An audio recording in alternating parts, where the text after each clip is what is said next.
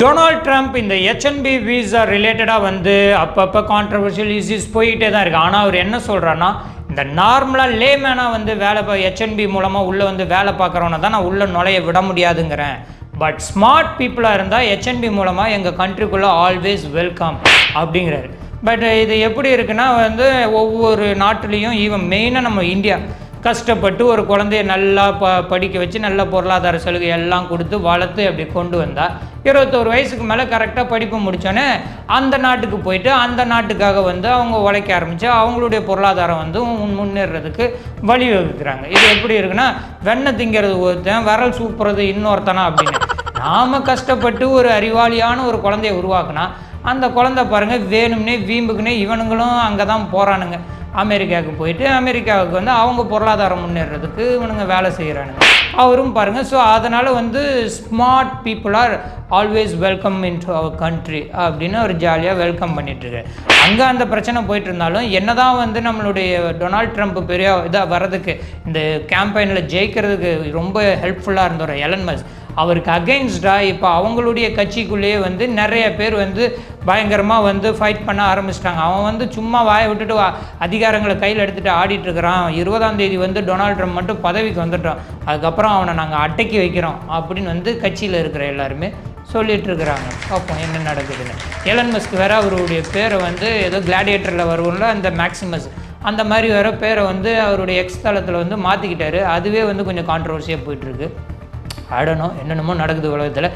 ஆனால் இந்த புத்தாண்டு கொண்டாட்டம் எல்லா நாட்டிலையும் நடந்துட்டு இருந்தாலும் யுனைடெட் ஸ்டேட்ஸில் இவங்களாம் இப்படி H1B இந்த கருத்துக்கெல்லாம் போயிட்டு இருந்தாலும் அதே யுனைடெட் ஸ்டேட்ஸில் வந்து இந்த கலவரத்துக்கு வந்து பஞ்சமே இருக்காது. இந்த தீவிரவாத தாக்குதல் மாதிரி ஏதாவது நடந்துக்கிட்டே தான் இருக்கும். இந்த லூசியானா மாகாணத்தில் இருக்கிற அந்த என்னது நியூ ஆர்லின்ஸா அந்த ஊரில் வந்து இது புத்தாண்டு கொண்டாடிட்டு இருக்கிறப்ப டெக்சாஸ்லேருந்து வந்த யாரோ ஒருத்தர், ஒரு முஸ்லீம் பேர் தான் அவருக்கு போட்டிருக்கு, 42 வயது.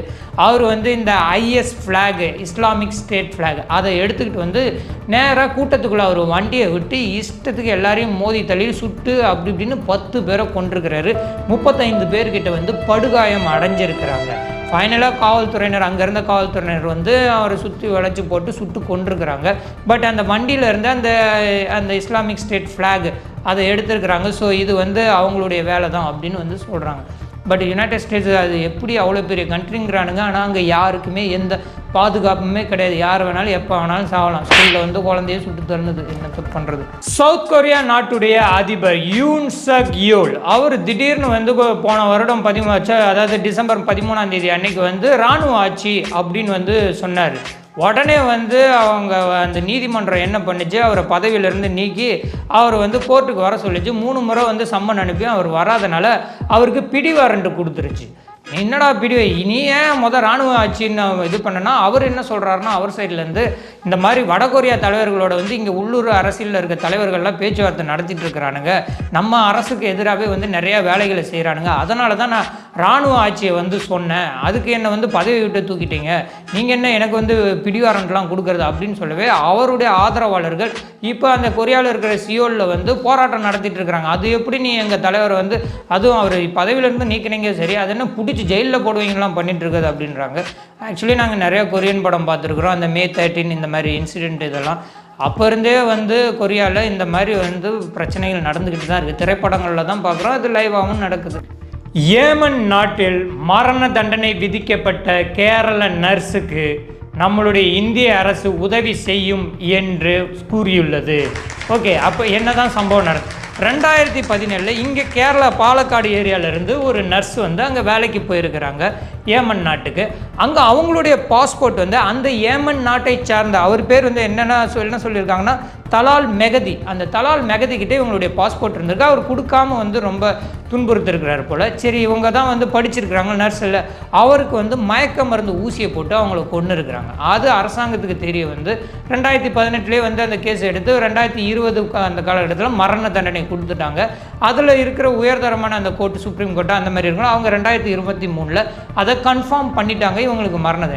அதுக்கு அகைன்ஸ்டாக வந்து இவங்க இன்னும் போராடிட்டு இருக்கிறாங்க. யாரும் இந்த நர்ஸுடைய பேர் வந்து என்னென்னா நிமிஷா பிரியாவும். அவங்களுடைய அம்மா தான் அங்கே உட்காந்து இவ்வளோ இதுவும் வந்து எப்படியாவது தன் மகளை காப்பாற்றணும்னு போராடிட்டு இருக்காங்க. அவங்க அம்மா பேர் வந்து பிரேமா குமாரி. ஸோ அவங்க என்ன சொல்கிறாங்கன்னா, நான் அந்த தலால் மெகதி இறந்து போனார்ல அவங்க குடும்பத்துக்கு கூட நஷ்ட ஈடு கொடுத்துட்றோம், ப்ளஸ் நாங்கள் எல்லாருக்கிட்டையும் மன்னிப்பும் கேட்டுக்கிறோம், பட் என் பொண்ணு சாக வேண்டியது கிடையாது அப்படி இப்படின்னு அங்கே கெஞ்சிட்டு இருக்கிறாங்க. இதுக்குள்ளே தான் இப்போ நம்மளுடைய இந்திய அரசு வந்து நாங்கள் அந்த ஏமன் நாட்டு கவர்மெண்ட்டுக்கிட்ட பேசுகிறோம் அண்ட் எங்களால் முடிஞ்ச உதவியை உங்களுக்கு நாங்கள் பண்ணுறோம் அப்படின்னு அந்த நர்ஸ் நிமிஷா பிரியாவுக்கும் அவங்க அம்மா பிரேமா குமாரிக்கும் வந்து ஒரு கான்ஃபிடென்ட்டான ஒரு ஹோப்ஃபுல் ஆன்சர் சொல்லியிருக்கிறாங்க. எதிர்காலத்தை கணிப்பவர்கள் இந்த நாஸ்ட்ராடாம்ஸ் அண்ட் பாபா வங்கா இவங்கெல்லாம் வந்து இந்த 2025 பற்றி முன்னாடியே என்ன கணிச்சு வச்சுருக்கிறாங்கன்னா, கண்டிப்பாக மிகப்பெரிய தொழில்நுட்ப புரட்சி ஏற்படும். அது என்ன நீங்கள் சொல்கிறது, எங்களுக்கே எங்கள் கண்ணு முன்னாடியே தெரியுது. பயங்கரமாக டெவலப் ஆகிட்டு வருது, செத்து போனவங்கெல்லாம் மறுபடியும் உயிரோட கொண்டு வந்துட்டு இருக்கிறானுங்க. ஸோ புரட்சி ஏற்படும் தான், ஓகேங்க. அதுக்கப்புறம் என்ன, நேச்சுரல் டிசாஸ்டர்ஸ் நிறையா வரும். இதுவும் நீங்கள் ஒன்றும் சொல்லி எங்களுக்கு தெரிய தேவையில்லை. நேச்சுரல் டிசாஸ்டர்ஸ் அசால்ட்டாக அடிக்கடி எங்களுக்கு வந்துக்கிட்டே தான் இருக்குது. நாட் ஒன்லி இங்கே, அது வந்து தெரிஞ்ச விஷயம் தான். வேறு என்ன புதுசாக சொல்கிறேன்னா, மூணாவதாக சொன்ன பாயிண்ட்டு புதுசாக எதுவும் இல்லை. 3ஆம் உலக போர் ஏற்பட வந்து நிறைய காரணங்கள் வரும் அப்படின்னு.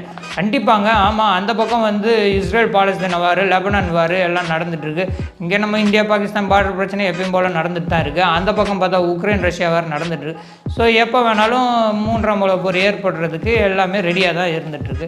இதுக்கு மேலே புதுசாக அவர் என்ன, பட் நாஸ்ட்ராடாம்ஸ் அண்ட் பாபா வங்கா இதை சொல்கிறாரு. இதை வந்து நம்ம ஒரு முன்னெச்சரிக்கையாக எடுத்துக்கிட்டு இந்த போர்களெல்லாம் நிறுத்தினா நல்லது. ஏன்னா நேச்சுரல் டிசாஸ்டர்ஸை வந்து தடுக்கிறதுக்கு நம்ம கொஞ்சம் பாதுகாப்பாக இருந்துக்கிட்டு நம்மளுடைய இயற்கை வளத்தை நாமளே அழிக்காமல் இருந்தால் ரொம்ப நல்லது. அண்டு ஏஐ டெக்னாலஜி வந்து தொழில்நுட்ப புரட்சியும் ஏற்பட்டுட்டு தான் இருக்குது. நல்ல விஷயம் தான். அதை ரொம்ப அட்வான்டேஜ் எடுத்து தவறான வழியில் போகாமல் இருந்தால் அதுவும் சந்தோஷம்.